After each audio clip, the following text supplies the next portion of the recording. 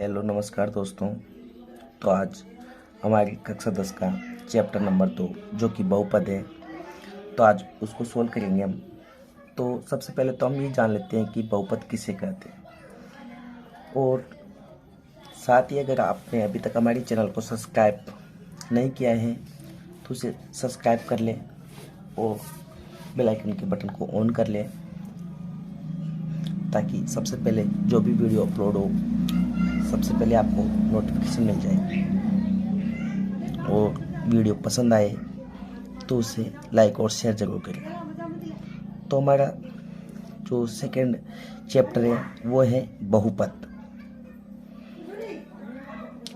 तो सबसे पहले हम बहुपद के बारे में समझते हैं, बहुपद किसे कहते हैं। तो हमारे जो बीजीय व्यंजक होते हैं, बीजीय व्यंजक जैसे हमारी ABCD के अक्षर होते हैं ABC या XYZ तक कुछ भी।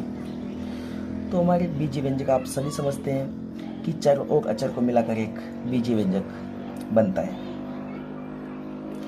तो जब चर और अचर को हम जोड़ते हैं या घटाते हैं तो जितने पदों में वो टूटता है, जैसे जितनी बार प्लस या माइनस का चिन्ह आता है वो उतने ही पद का बहुपद बन जाता है। जैसे तो हम देखते हैं, जैसे हम लिख सकते हैं 2x² कुछ भी लिखते, 2x² plus bx plus c कुछ भी लिख दिया हमने बराबर 0। तो देखते हैं तो कितने पदों में, तो एक पद तो यहाँ से हो गया, दूसरा पद यहाँ से हो गया और तीसरा पद यहाँ से हो गया। तो जब भी दो या दो से अधिक जो भी पद होंगे तो उसे हम बोलेंगे बहुपद। तो ये हमारे क्या हो गया, रैखिक समीकरण। सबसे पहले बात करते हैं समीकरण की। तो समीकरण किसे कहते हैं, जिस किसी भी दो पदों के बीच में, जिन दो पदों के बीच में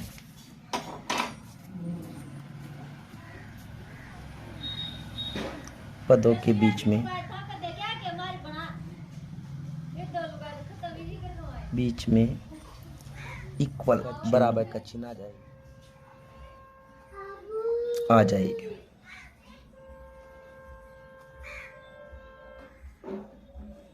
जाए तो उसे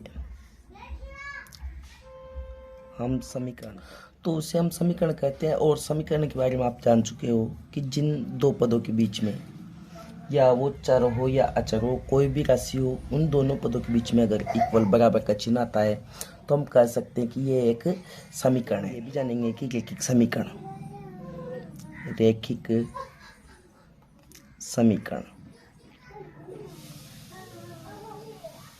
तो रैखिक समीकरण किसे कहते हैं,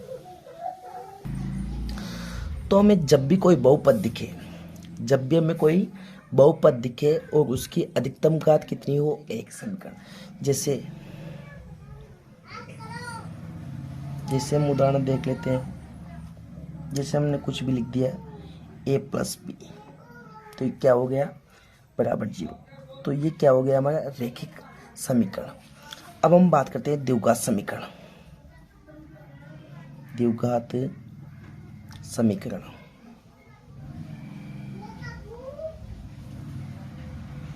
तो जब भी कोई दो पदों या तीन पदों में कोई समीकरण हमें दी गई हो और उसमें अधिकतम घात 2 हो तो उसे हम द्विघात समीकरण कहते हैं।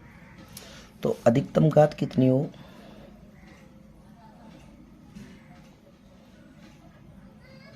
अधिकतम घात 2 हो, उसे हम द्विघात समीकरण कहते हैं। जैसे हम कोई भी लिख लेते हैं, a के साथ में x लिख लो, या लिख लेते हैं हम a² plus b plus c कुछ भी लिख लेते हैं बराबर में 0। तो इसे हम क्या कहते हैं द्विघात समीकरण। ऐसे ही त्रिघातीय में अधिकतम घात 3 हो जाती है और चतुर्घातीय में 4 हो जाती है। और एक बात और हम समझ लें कि अगर कोई रैखिक समीकरण है तो उसमें शून्यंकों की संख्या भी कितनी होगी? 1। शून्यंकों की संख्या तो कितनी होगी? वो 1। अगर कोई द्विघात है तो उसमें कितनी होगी शून्यंकों की संख्या? की 2 होगी। कितनी होगी? 2। जिसे त्रिघात है तो उसमें अधिकतम शून्यंकों की संख्या कितनी होगी? 3। तो चलो आते हैं हम हमारी प्रश्नावली पे, मेन पे। तो यहाँ पर हमें सवाल दिया गया है, किसी बहुपद px के लिए y बराबर px का एक ग्राफ नीचे आकृति 2.10 में दिया है। प्रत्येक स्थिति में px के शून्यंकों की संख्या ज्ञात कीजिए। तो हमें px x को जो x अक्ष है उसको कितनी बार कोई वक्र जो भी रेखा है वो कितनी बार काट रहा है। अगर यहाँ पर पी वाई दे देता तो हम y पे देखते हैं कि y को कितनी बार काट रहा है। तो अभी हमें दिया गया है कि पी एक्स अक्ष को कितनी बार काट रहा है। तो x अक्ष में यहाँ पर 0 बार, यानी कि यहाँ पर x अक्ष को कोई भी रेखा नहीं काट रही। तो यहाँ पे शून्यंकों की संख्या कितनी हो जाएगी? 0। दूसरे में देखते हैं तो x अक्ष को कितनी बार काट रही है? 1 बार। यहाँ पे कट रही है 1 बार, तो इसमें शून्यंकों की संख्या हो जाएगी 1। वैसे तीसरे में देखते हैं तो यहाँ पे x अक्ष को 1 बार तो यहाँ पे कटी, दूसरी बार यहाँ पे और तीसरी बार यहाँ पे, तो शून्यंकों की संख्या कितनी हो गई? 3। वैसे ही चौथे में देखते हैं तो x अक्ष को किधर भी काटे, इधर काटे या इधर काटे, तो 1 बार तो यहाँ पे कटा और 1 बार यहाँ पे, तो शून्यंकों की संख्या कितनी हो गई? 2। इसमें देखते हैं 1 बार, 2 बार, 3 और 4 बार, तो शून्यंकों की संख्या भी कितनी हो गई? 4। वैसे इसमें देखते हैं तो 1 तो यहाँ पर कटा, यहाँ पर केवल टच होके जा रही है, 2 बार नहीं कट रही, 1 ही बार माना जाएगा इसे। और इसमें कितनी बार कट रहा है?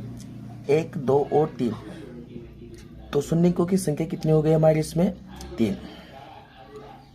तो हमारे चैप्टर नंबर 2 में पॉइंट 2, जिसमें सवाल है निम्न द्विघात बहुपदों के शून्यंक ज्ञात कीजिए और शून्यंकों तथा गुणांकों के बीच के संबंध की सत्यता की जांच कीजिए। तो आप द्विघात समीकरण में शून्यंकों की संख्या आप बता सकते हैं कि द्विघात समीकरण है तो उसमें शून्यंक कितने होंगे। तो द्विघात अगर कोई समीकरण है तो उसमें शून्यंकों की संख्या 2 होगी। तो जैसे हम सवाल नंबर लेते हैं 1। तो सवाल नंबर 1 हमारे क्या है? सवाल नंबर 1 हमारे क्या है? x² माइनस 2x और माइनस 8। ये हमारा सवाल नंबर 1 हो गया। तो इसमें हमें सबसे पहले तो शून्यंक ज्ञात करने हैं। तो हमें पता है इसकी घात 2 है अधिकतम, तो इसके शून्यंकों की संख्या भी कितनी होगी? 2। तो हम जब भी शून्यंक ज्ञात करते हैं तो हम क्या करते हैं, हमारे पास जो स्क्वायर वाला पद होता है, तो स्क्वायर वाला पद हमारे पास x है, तो x के साथ में हम देखते हैं कि गुणा कौन हो रहा है। तो जिस किसी भी व्यंजक के साथ में, या जिसे हम बोल सकते हैं बीजीय व्यंजक, उसके साथ में अगर कोई भी पद गुणा नहीं हो तो हम कह सकते हैं कि उसके साथ में 1 गुणा हो रहा है। अब इसके साथ में 1 गुणा हो रहा है तो उस 1 को गुणा करेंगे हम अचर पद से, जो कि हमारा 8 है। तो 1 की हम 8 से गुणा करते हैं तो हमारे पास आता है 8। तो 8 के हम गुणनखंड करेंगे, तो 8 के गुणनखंड करने पर हमें मिलते हैं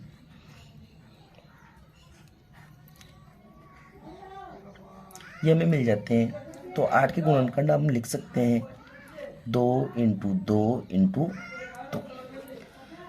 तो इस 2 × 2 × 2 से हमें एक ऐसा दो पदों का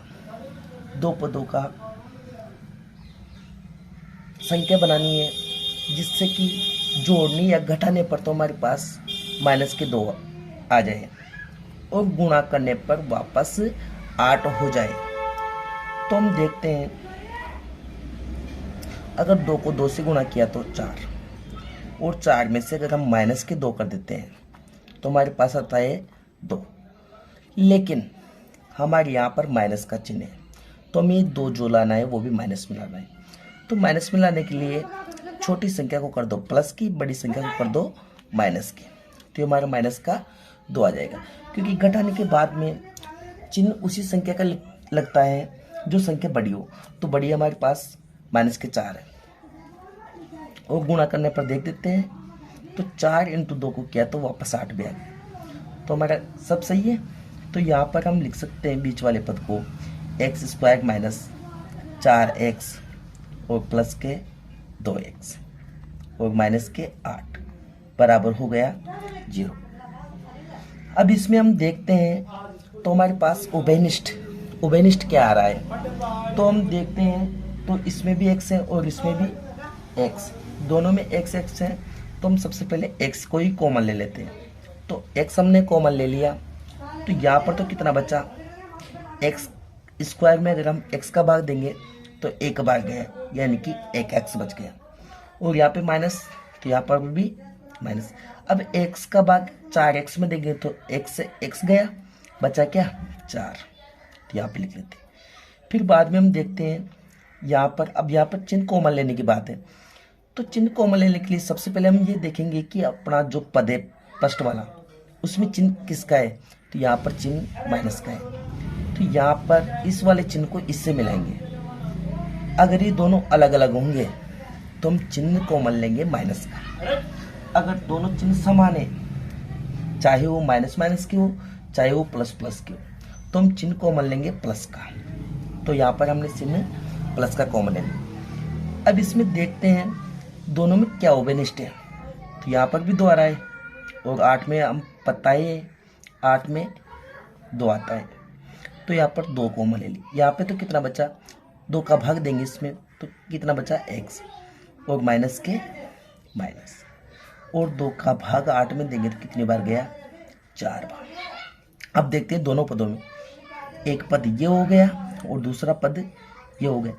आपको बताया गया है कि जब भी कोई संख्या प्लस माइनस से टूटती है तो वहीं से पद बनना शुरू हो जाता है। तो एक पद तो ये हो गया और दूसरा पद ये हो गया। इसमें देखते हैं कॉमन क्या आता है, तो x - 4 दोनों पदों में दिख रहा है, तो x - 4 को हम कॉमन ले लेते हैं। बाद में देखते हैं यहाँ पर क्या है x और यहाँ पर क्या बचा प्लस का 2, तो ये हमारी गुणा के रूप में टूट गया। कहने का मतलब ये है कि द्विघात समीकरण का गुणनखंड तो यहाँ तक हो गया। अब हमारी बराबर में 0 चल ही रहा है, तो दोनों पदों के बराबर हम 0 रख लेते हैं। तो x - 4 बराबर भी हम रखेंगे 0 और दूसरी बार रखेंगे x + 2 बराबर 0। तो x का मान हमें पता है, किसी भी संख्या को अगर हम पक्षांतरित करते हैं तो उसका चिन्ह परिवर्तन होता है। अगर वो प्लस में है तो दूसरे पक्ष में माइनस का होगा, और अगर वो पहले पक्ष में माइनस का है तो दूसरे पक्ष में प्लस का होगा। तो यहाँ पर हमारे माइनस का है तो दूसरे पक्ष में जाते ही प्लस का होगा। तो यहाँ पर हम देखते हैं x बराबर -2। तो यहाँ पर हम देखते हैं x का मान एक तो 4 आ गया और x का मान -2। कहने का मतलब है x का मान अगर इस द्विघात समीकरण में हम रखते हैं तो पूरी की पूरी समीकरण ही शून्य हो जाएगी, उसी को बोलते हैं शून्य। तो x का मान 4 आ गया और x का मान -2, तो ये दो हमारे पास क्या हो गए शून्य। अब हम सवाल में क्या रखा है, शून्यकों तथा गुणांकों के बीच की संबंध की सत्यता की जांच कीजिए। तो हमारे पास शून्यकों का योगफल होता है अल्फा प्लस बीटा, इसका सूत्र होता है -b/a, ये हमारा सूत्र होता है। तो सबसे पहले तो हम ये देख लेते हैं ba आया कहाँ से। तो हम देखते हैं तो द्विघात जो समीकरण होती है, द्विघात समीकरण का जो मानक रूप होता है,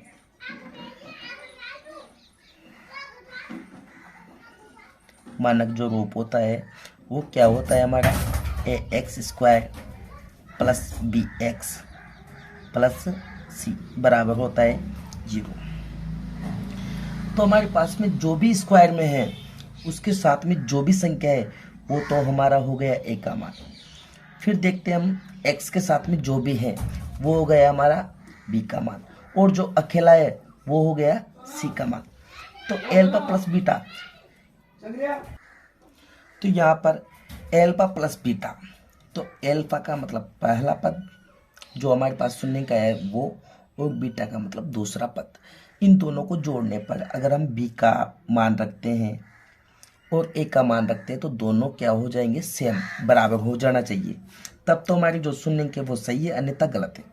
तो हम देखते हैं 4 और प्लस यहाँ से, और जो बीटा है वो किसका है, माइनस का, तो यहाँ पर लिख लेते हैं। तो 4 ये तो प्लस का, अब प्लस को माइनस से गुना किया तो माइनस, इनको दोनों की घटाए तो कितना आ गया 2। ये तो हमारे पास यहाँ पर तो आ गया 2, वो भी किसका, प्लस का।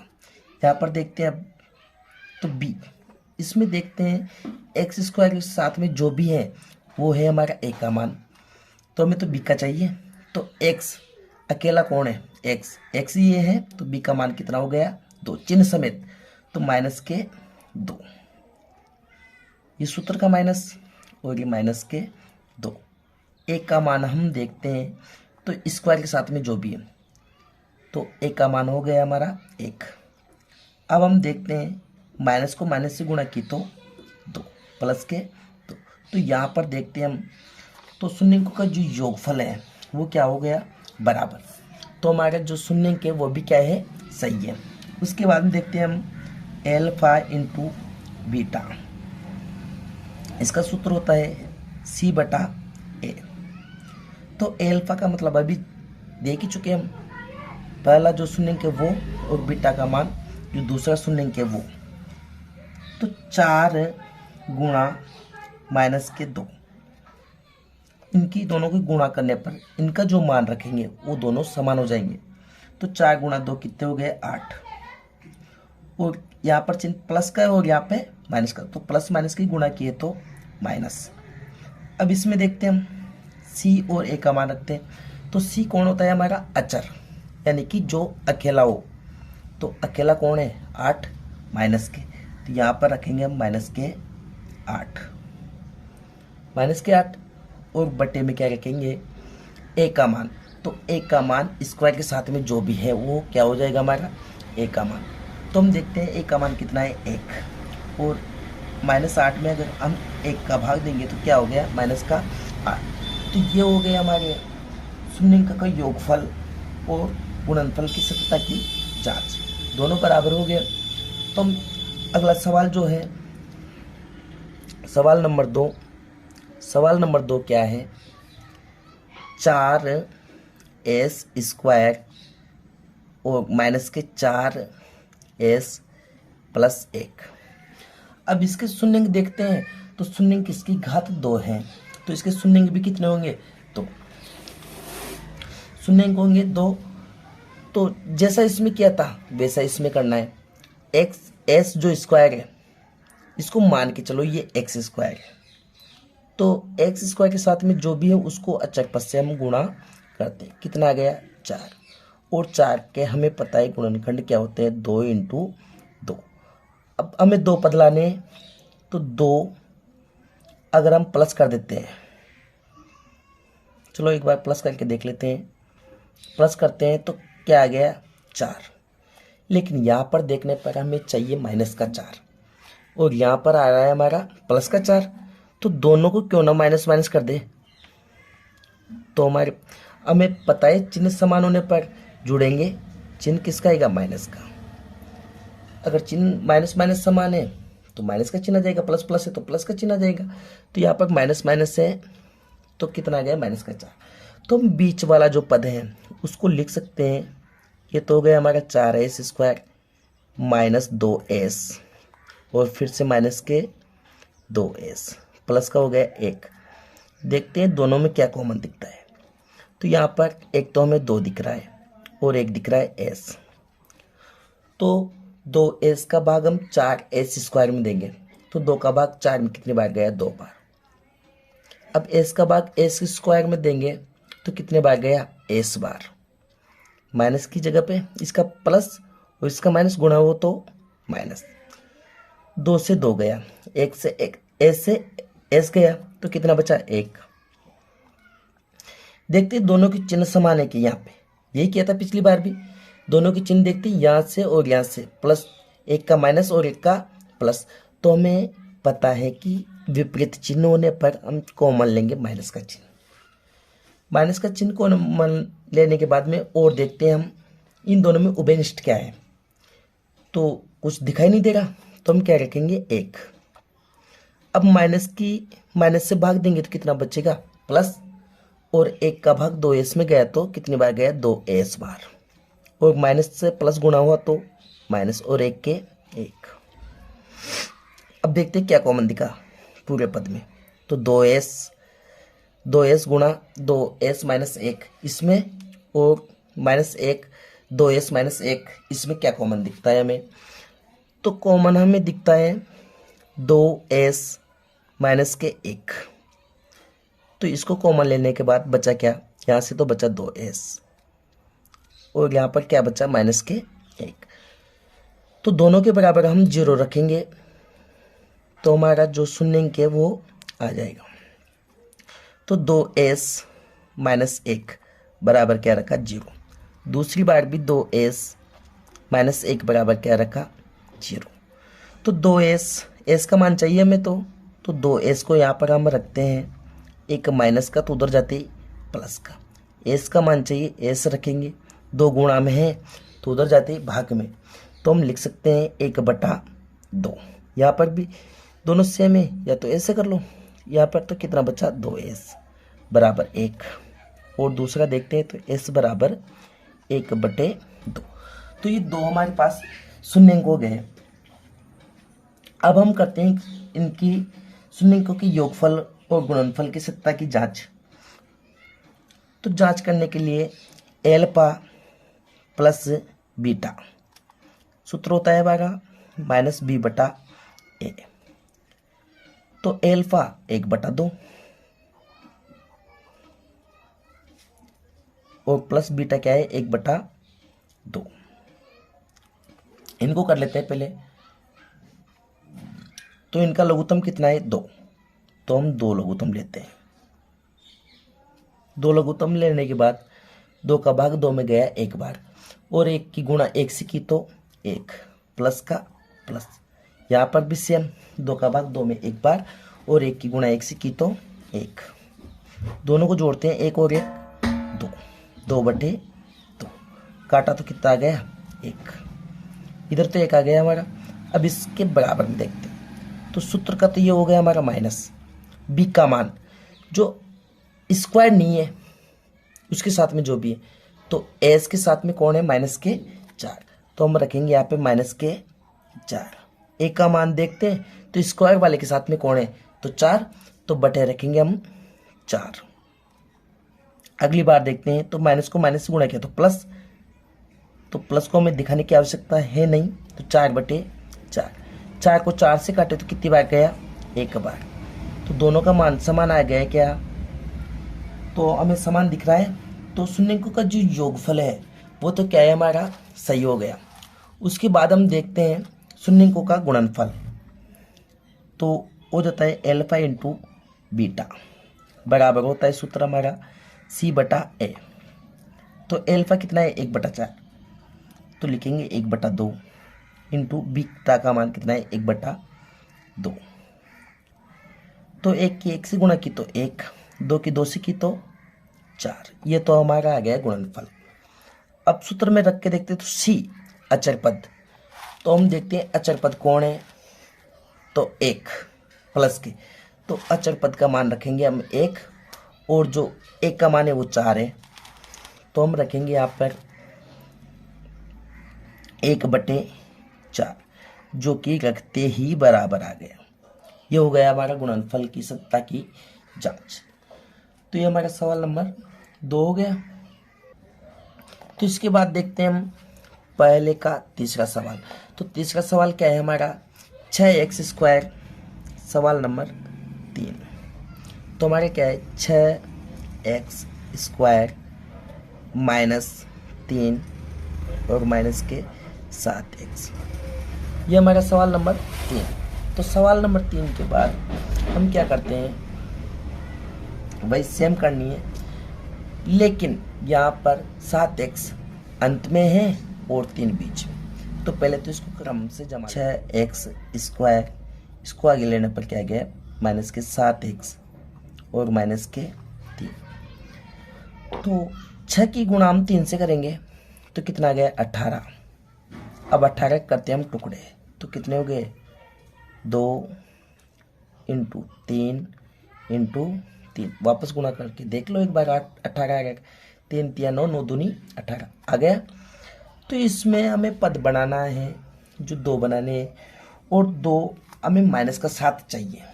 तो हम देखते हैं 3 की 3 से गुणा करने पर 9, अगर 9 में से हम 2 घटा देते हैं तो क्या आ गया, 7। लेकिन हम देखते 7 माइनस का है, तो माइनस के आते ही बड़ी संख्या को माइनस की कर दो, छोटी संख्या को प्लस की, तो ये किसका हो जाएगा, माइनस का। तो यहाँ पर हम लिख सकते हैं 6x स्क्वायर -9x और +2x। अब इनकी गुणा करके देख लो, 18 आ गया, तो 9 दूनी 18 आ गया। यहाँ पे क्या हो गया, -3। दोनों में देखते हैं क्या कॉमन दिखा, तो एक तो 3 का भाग इसमें भी चला जाता है, और 3x हमारा कॉमन हो गया। कॉमन होने के बाद में 3x का भाग 6x स्क्वायर में देते हैं, तो कितनी बार गया, 2x बार गया। यहाँ पर इसमें देखते हैं तो कितनी बार भाग गया, -3 बार। देखते हैं चिन्ह समान है क्या, समान है। चिन्ह कॉमन किसका लेना है, प्लस का। कॉमन क्या दिखा, 1। तो यहाँ पर कितना बच गया, 2x और यहाँ पर -3। अब देखते हैं क्या कॉमन दिखा, तो हमें दिख रहा है कि 2x -3 इसमें भी और 2x -3 इसमें भी। तो 2x -3 को हम ले लेते हैं कॉमन। लेने के बाद यहाँ पर तो क्या बचा, 3x, और यहाँ पर क्या बचा, +1। तो दोनों के बराबर में हम 0 रख देते हैं। तो दोनों के बराबर में हम 0 रखते हैं, तो यहाँ पर लिखते हैं 2x -3 बराबर 0। दूसरे में रखते हैं 3x + 1 बराबर 0। तो x से हमें 2 मान चाहिए, तो 2x बराबर 3 इधर गया तो प्लस x का मान चाहिए, तो 2 गुणा में इधर आते ही भाग में लिख सकते हैं 3/2।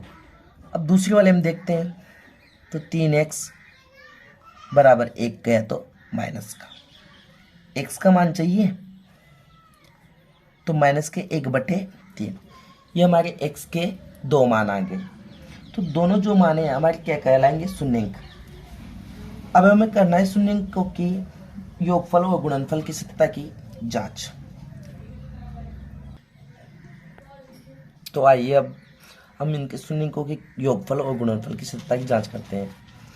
तो जो योगफल है उसको हम क्या कहते हैं, एल्फा प्लस बीटा। सूत्र जो होता है क्या होता है, -b/a।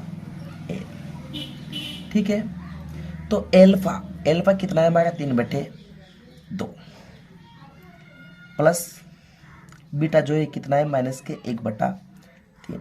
अब हम देखते हैं कि यहाँ पर ब्रैकेट, हर बार हम ब्रैकेट लगा रहे हैं, तो ब्रैकेट लगाते क्यों है, तो यहाँ पर प्लस का चिन्ह, यहाँ पे माइनस का चिन्ह है, तो 2 चिन्ह कभी भी एक साथ नहीं आ सकते, इसलिए हम 2 चिन्हों से टकराने से बचने के लिए ब्रैकेट लगाते हैं। तो यहाँ पर देखते हैं हम, तो 3/2, प्लस को माइनस से गुणा किया तो माइनस, तो यहाँ पर कितना गया, 1/3। दोनों का हम लघुत्तम ले लेते हैं, तो लघुत्तम लेते हैं तो लघुत्तम कितना गया, 6। 2 का भाग 6 में कितनी बार गया, 3 बार, और 3 को 3 से गुणा किया तो 9, माइनस की जगह माइनस। 3 का भाग 6 में कितनी बार गया, 2 बार, और 2 को 1 से गुणा किया तो 2। काटते हैं तो 9 में से 2 गया तो +7 और बटे 6। तो ये तो हो गया हमारा योगफल। अब सूत्र से रख के देखते हैं, तो b का मान जो उस वाले में देख लो चाहे इस वाले में देख लो, तो x किसके साथ में, एक खेला तो इसके साथ में, तो क्या हो गया, -7। b का मान कितना हो गया, -7।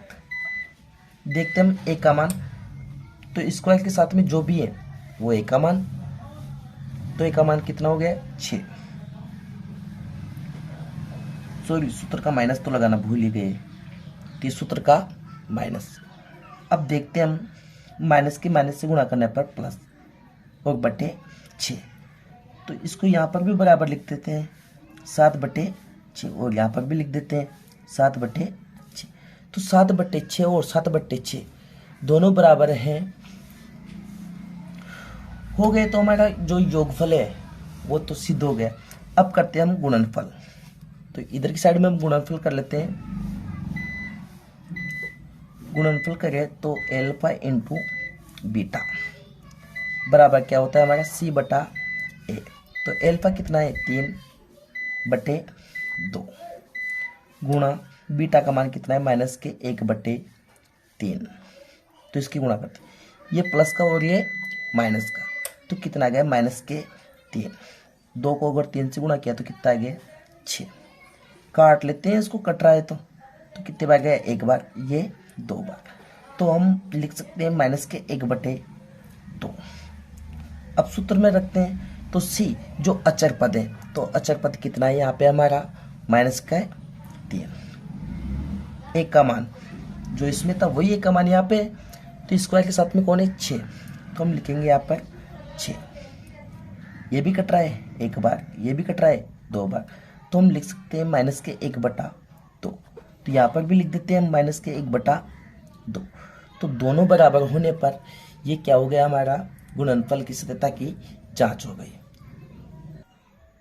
तो इसके बाद में हमारा पहले का चौथा सवाल।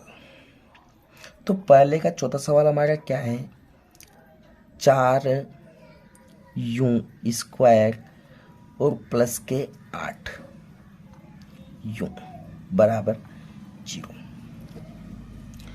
तो यहाँ पर हम देखते हैं, तो C अचर वाला पद है नहीं, तो हमें टुकड़े नहीं करने पड़ेंगे।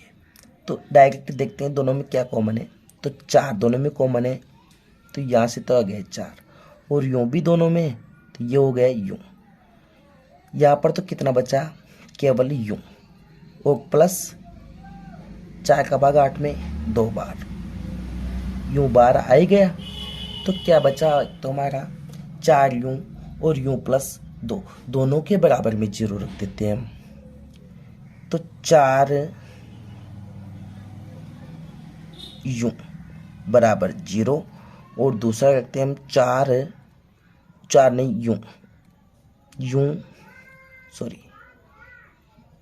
यूँ प्लस 2 बराबर रखते हैं हम 0। तो यहाँ पर u का मान 0 में भाग देंगे 4 का, क्योंकि 4 यहाँ पर गुणा में है, तो इधर जाते ही भाग में, तो u का एक तो मान आ गया हमारा 0। तो दूसरी साइड देखते हैं, u का मान कितना आ गया हमारा -2। तो यहाँ पर भी लिख लेते हैं एक बार, u बराबर -2। तो ये 2 तो हमारे शून्य अंक हो गए। शून्य अंक होने के बाद में हमें चाहिए शून्य अंकों का योगफल और गुणनफल। तो योगफल की अगर हम बात करें, तो एल्फा प्लस बीटा, सूत्र जो होता है -b/a। तो एल्फा तो हो गया हमारा 0, प्लस और बीटा का मान हो गया -2। अब प्लस को माइनस से गुणा करने पर -2, यहाँ तो आ गया हमारा -2।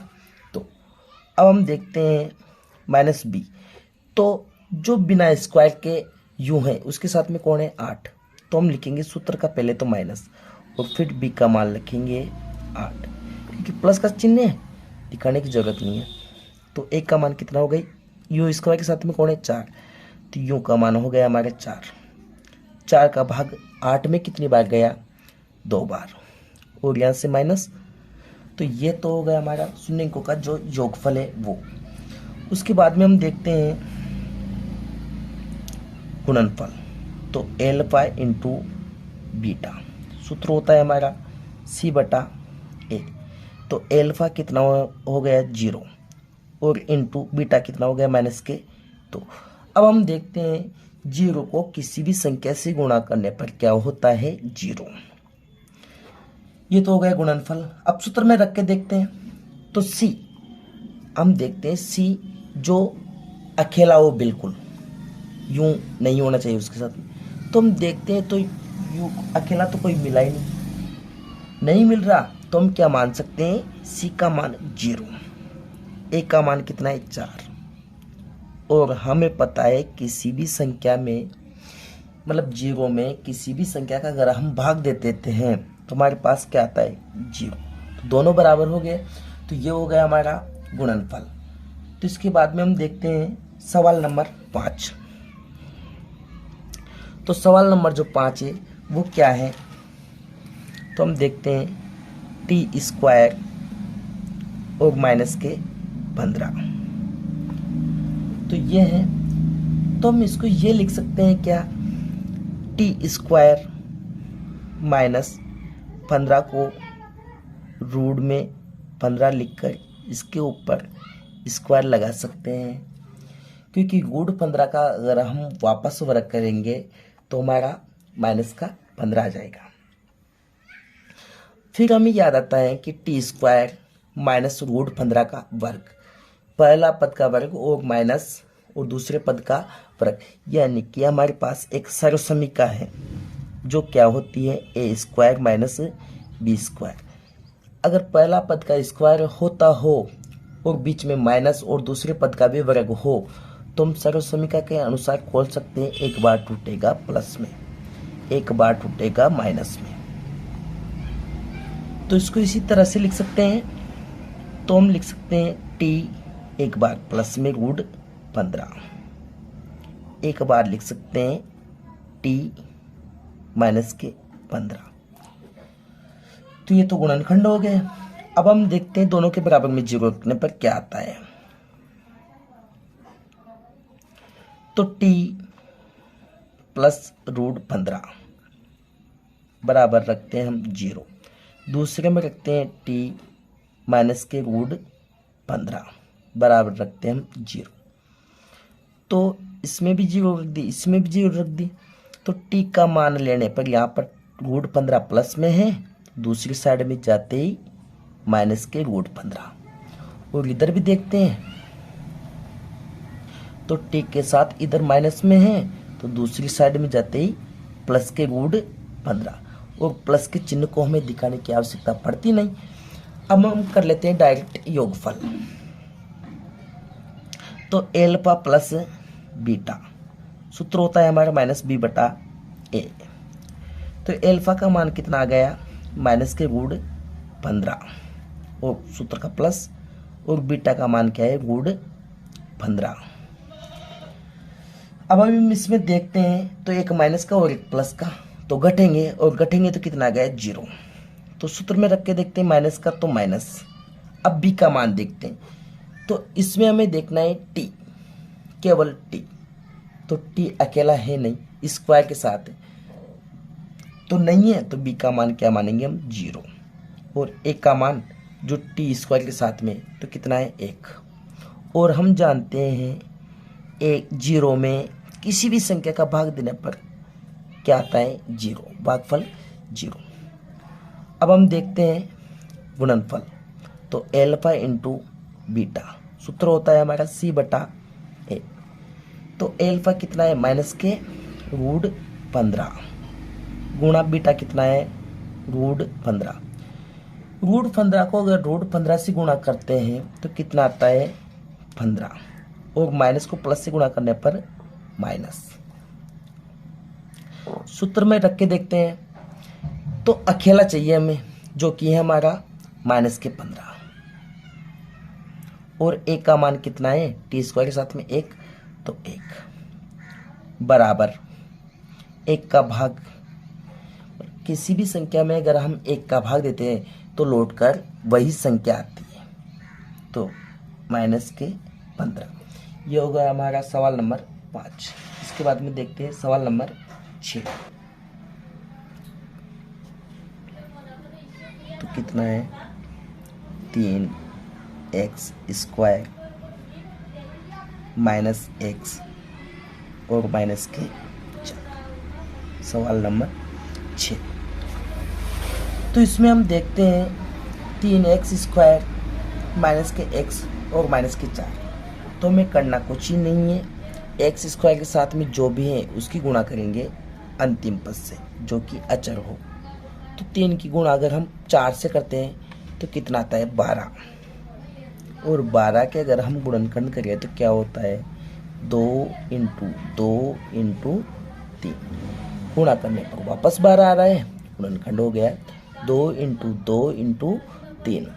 तो हमें ऐसा पद बनाना है कि जो गुणा करने पर तो वापस 12 आ जाए और जोड़ने घटाने पर 1 आ जाए, क्योंकि 1 के साथ में कोई भी नहीं है तो हम क्या मानेंगे 1, और वो 1 जो है वो माइनस में आना चाहिए।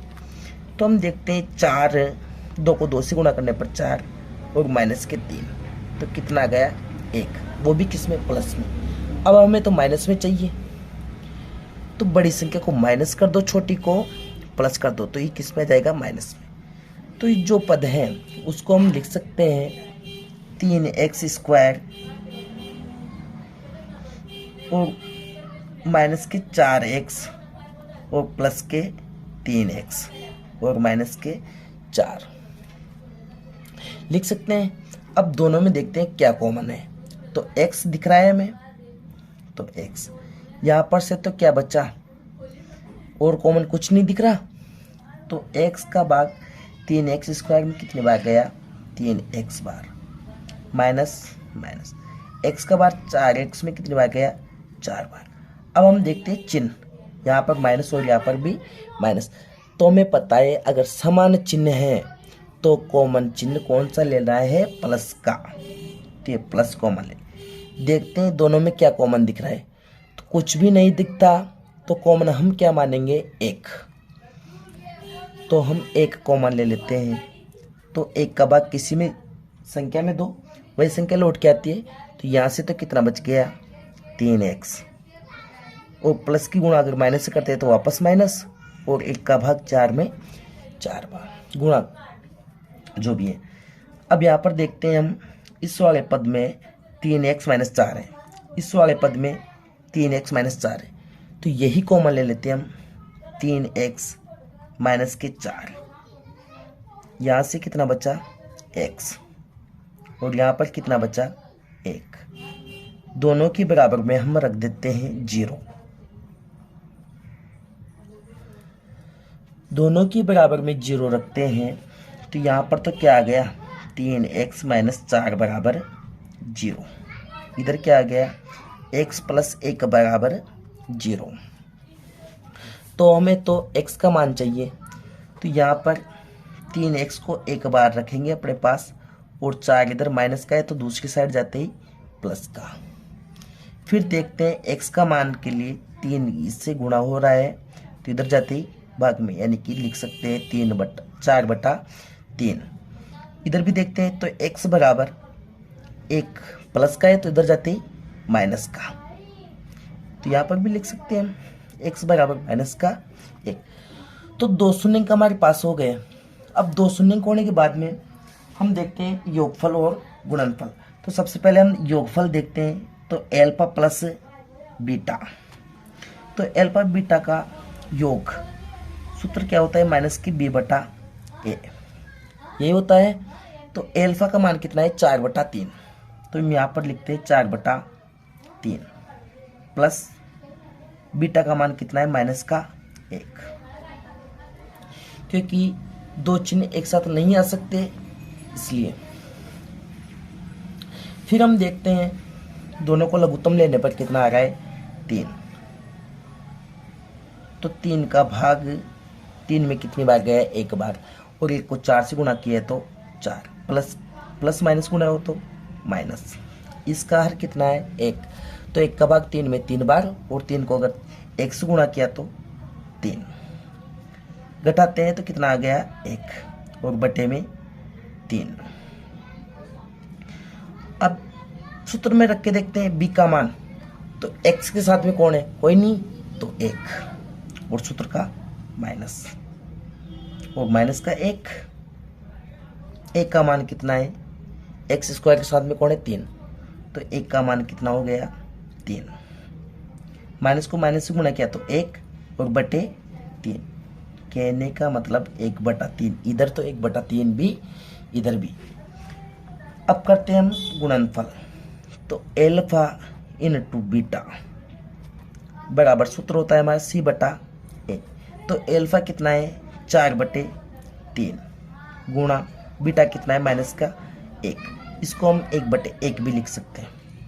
तो माइनस की 1 की अगर 4 से गुणा किया तो कितना हो गया -4, और 3 को 1 से किया तो 3 बराबर।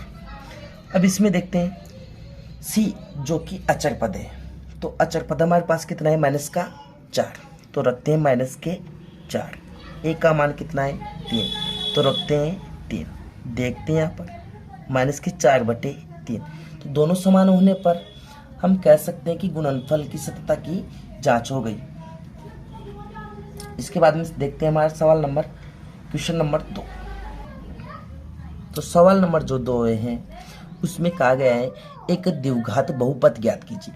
अब हमें क्या ज्ञात करना है, द्विघात बहुपद जिसके शून्यकों के योगफल तथा गुणनफल क्रमशः द्विहुई संख्या है। तो द्विहुई फर्स्ट में क्या है 1/4 और -1। तो हम कह सकते हैं फर्स्ट वो क्या है हमारे पास में, तो 1/4 और -1। ये तो हो गया हमारा योगफल, ये हो गया हमारा गुणनफल। तो होता है वो क्या होता है x² minus alpha plus beta और x और प्लस में होते हैं एल्फा बीटा बराबर होता है हमारा 0। तो रखते हैं हम x² योगफल ये है हमारा, तो इस सूत्र का माइनस और एल्फा बीटा का योग कितना है 1/4 और साथ में क्या है x plus alpha into beta का मान कितना है -1 बराबर 0। तो x² माइनस 1/4 x और प्लस की माइनस से गुणा करने पर 1 बराबर 0। तो ये हो गई हमारी द्विघात समीकरण। अब इसको आगे भी कर सकते हैं। तो सभी का लघुत्तम लिया तो कितना गया 4। x² का हर एक और 1 का भाग 4 में 4 बार, 4 को x² से गुणा किया तो 4x² माइनस की माइनस, 4 का भाग 4 में 1 बार और 1 को 1x से गुणा किया तो x माइनस की माइनस। इसका हर 1 और 1 के भाग 4 में 4 बार, 4 को 1 से गुणा किया तो 4 बराबर हो गया 0। अब 4 उधर जाते ही गुणा, इधर भाग में है तो उधर जाते ही गुणा। तो हम जानते हैं एक बात और कि किसी भी संख्या को अगर हम 0 से गुणा करते हैं तो उसका पूरा मान क्या हो जाता है 0। तो हमारी जो द्विघात समीकरण है, द्विघात समीकरण वो क्या हो जाएगी 4x² माइनस x और माइनस की 4, क्योंकि 0 को तो इधर जाते ही गुणा करनी पड़ेगी 0 से, और 0 से अगर 4 गुणा होगा तो 0 ही आएगा। तो इधर देखते हैं हमारे सवाल नंबर दूसरे का दूसरा। तो दूसरे का दूसरा सवाल क्या है √2 और 1/3। तो इसमें हम सूत्र लगाते हैं x² minus alpha plus beta, x plus alpha beta बराबर होता है 0। तो x² की x² माइनस की माइनस, एल्फा प्लस बीटा का योग कितना है √2, तो ये √2 और साथ में क्या है x plus alpha plus beta का मान कितना है 1/3 बराबर 0। इसमें भी लघुत्तम 3 ले लेते हैं हम। इसकी हर 1 और 1 के भाग में 3 में 1 का भाग 3 बार, और 3 को x² से गुणा किया तो 3x², माइनस की जगह माइनस।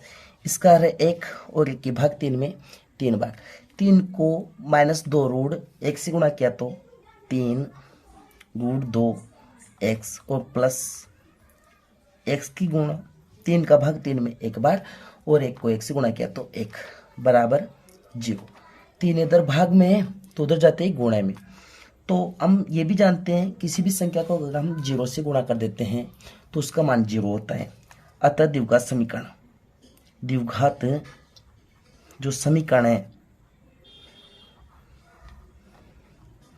वो हमारी क्या हो जाएगी, 3x² माइनस 3√2x और प्लस की 1 बराबर 0। इसके बाद में देखते हैं हम सवाल नंबर 3, दूसरे का तीसरा। तो दूसरे का तीसरा सवाल हमारा क्या है, 0 और √5, 0 और √5। तो इसमें हमारी क्या है, समीकरण वही है, x² minus alpha plus beta गुणा x plus alpha into beta बराबर 0। तो योगफल हमारा 0 है, गुणनफल 5। तो लिखते हैं हम x² minus alpha plus beta का मान 0 और x और प्लस एल्फा बीटा का मान कितना है, √5 बराबर 0। तो x² माइनस 0 को किसी भी संख्या से गुणा करने पर क्या होता है, 0। तो 0 और प्लस की 5। अब 0 को किसी भी संख्या में जोड़े या घटाए तो कुछ फर्क तो पड़ता नहीं, तो 0 को हम हटा लेते हैं। तो हमारी जो द्विघात समीकरण है, द्विघात समीकरण वह क्या हो जाएगी, x² और प्लस के √5 बराबर 0।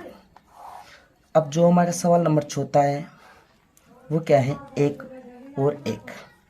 तो द्विघात समीकरण यही हो जाएगी, x² minus alpha plus beta गुणा x और प्लस एल्फा बीटा बराबर 0। तो x² माइनस एल्फा बीटा का योग कितना है, 1 गुणा x प्लस एल्फा बीटा का मान 1, 0। तो द्विघात समीकरण, द्विघात समीकरण क्या हो जाएगी, x² माइनस 1 को 1 से गुणा किया तो माइनस की x और प्लस की 1 बराबर 0। अब इसी प्रकार देखते हैं हम सवाल नंबर 5।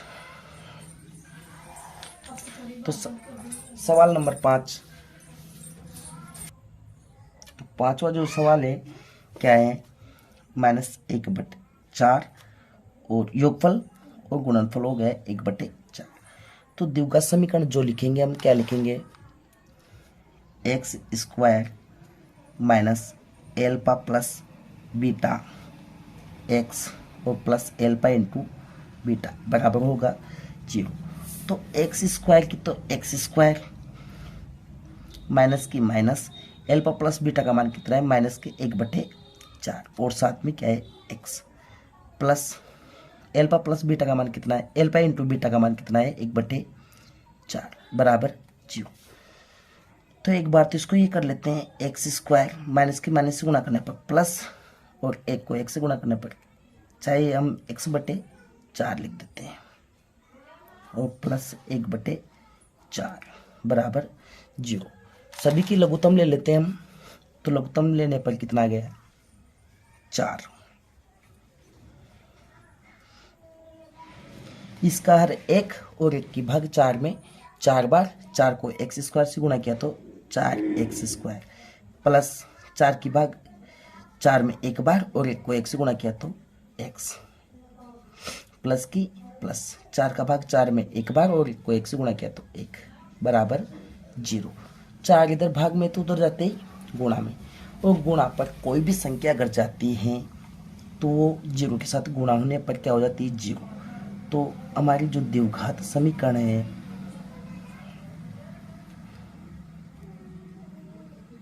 वो क्या हो जाएगी, 4x² प्लस x और प्लस 1 बराबर 0।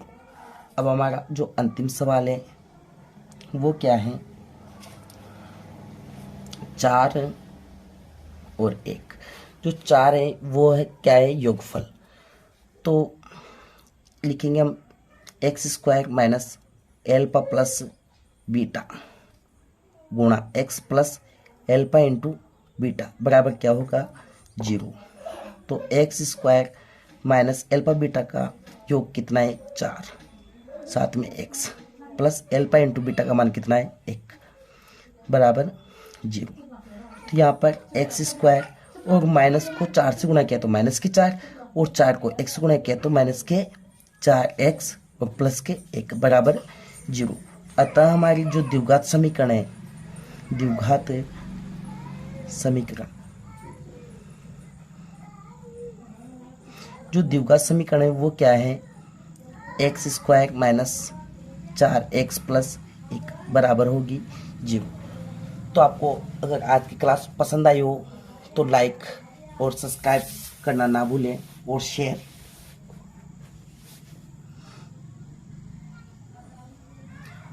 अब मैं वीडियो को ज़्यादा लंबा नहीं करना चाहता, इनको करने की एक और विधि है, तो वो विधि अगले वीडियो में मैं आपको बताऊंगा। तो क्लास अगर पसंद आई हो तो लाइक, शेयर और कमेंट करना ना भूलें। और इन जो द्विघात समीकरण बनाने की विधि है वो एक और है। ये वीडियो पहले ही काफ़ी ज़्यादा लंबा हो चुका है, तो इसे मैं और ज़्यादा लंबा नहीं करना चाहता, उसे अगले वीडियो में हम समझेंगे। Thank you.